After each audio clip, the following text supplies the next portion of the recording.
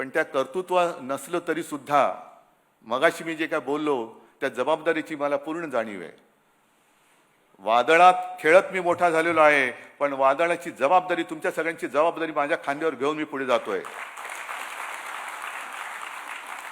ठीक आहे, एका निवडणुकीमध्ये आपल्या मनासारखं नसेल झालं, पण तरी सुद्धा आज एक थोडक्यामध्ये निसटता पराभव आपला झालाय. आज आपली एक चांगली ताकद महापालिकेमध्ये गेलेली आहे. इतर ठिकाणी सुद्धा निवडणुका होत आहेत. एक एक निवडणुका, आता निवडणुका जिंकण्याचं तंत्र त्यांनी एक विचित्र पद्धतीने अवलंबलेलं आहे.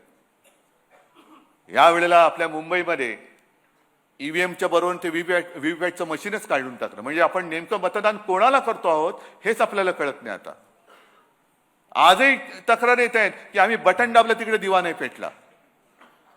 बरी मशीन सुद्धा वापरली म्हणजे हा सगळं मी काय खापर नाही फोडत कोणावर. पण याला लोकशाही म्हणायची का? याला लोकशाही मानायचं का? ज्या पद्धतीने मतदार याद्यांचा घोळ केला गेला, ज्या पद्धतीने मतदान केंद्रावरती काही ठिकाणी घोळ झाले आणि आपण वेळेवरती दुबार मतदार शोधून काढले नसते तर मग मुंबईचा निकाल आणखीन वाईट लागला असता.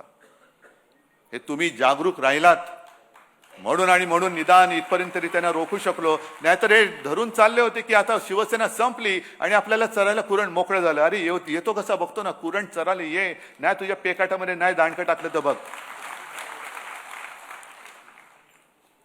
परत नव्याने सुरुवात करायची आपल्याला, पुन्हा नव्याने सुरुवात करू. अरे ठीक आहे हो, मगाशी त्या वृक्षाचं जसं उदाहरण दिलं तसंच आणखीन एक उदाहरण आहे.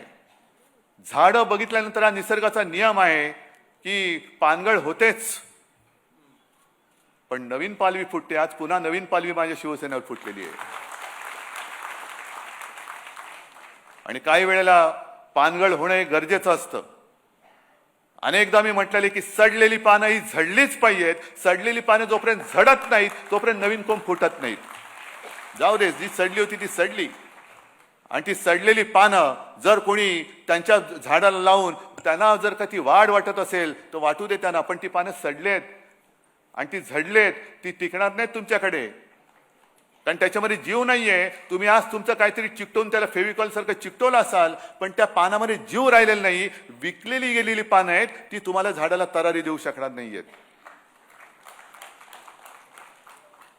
आणि जो शिवसैनिक आहेत ना सगळीकडे, म्हणजे मला काही वेळेला आश्चर्य वाटतं की काय बाळासाहेबांनी काय तयार केले नेमकं.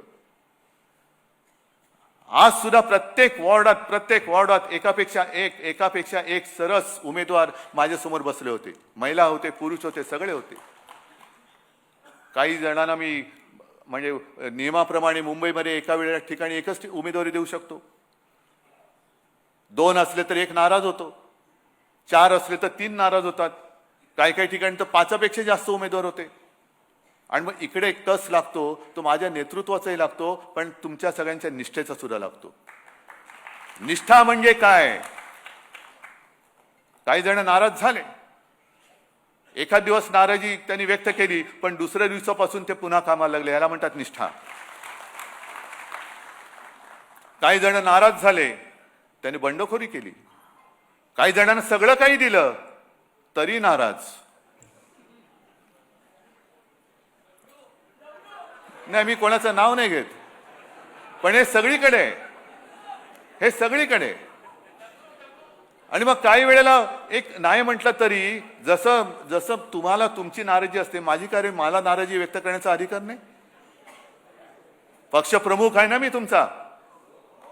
मग तुम्ही जर का कोणी नाराज होऊ शकत असाल तर मला नाराज होण्याचा अधिकार आहे की नाहीये? पण मी नाराज नाही होऊ शकत, कारण ज्या दिवशी मी आवडतं करीन त्या दिवशी मी या खुर्चीवरती बसायला नालायक असेन. मला सगळे शिवसैनिक सारखे आहेत, मी नाराज होऊ शकत नाही तुमच्यावरती.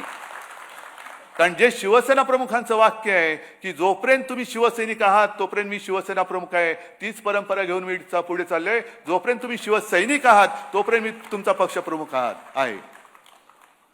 आज तुम्ही हा हॉल भरलाय, समजा कोणीच नसतं, मी एकट्याहून काय भाषण करणार? पण तुम्ही सगळे, तुम्हाला अनेकांना काही मी दिलेलंच नाहीये, तरी सुद्धा तुम्ही जागेवरती ठाम आहात. वाईट वाटतं, जरूर वाटतं. अनेकांना असं वाटतं की यार याला काय भावना आहेत की नाही. वाईट जरूर वाटतं. जेव्हा माणसं विकली जातात त्यावेळेला वाईट जरूर वाटतं. अरे यांना कळते का आपण काय करतोय, कोणासाठी, आम्ही तरी कोणासाठी काय लढतो आहोत. ही लढाई तुमची आहे.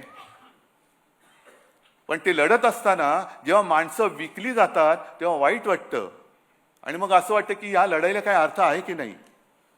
पण त्याच वेळेला बातमी येते की शिवसेनेने एका साध्या गृहिणीला नगरसेवक केलं, तेव्हा अभिमानाने ऊर भरून येतो.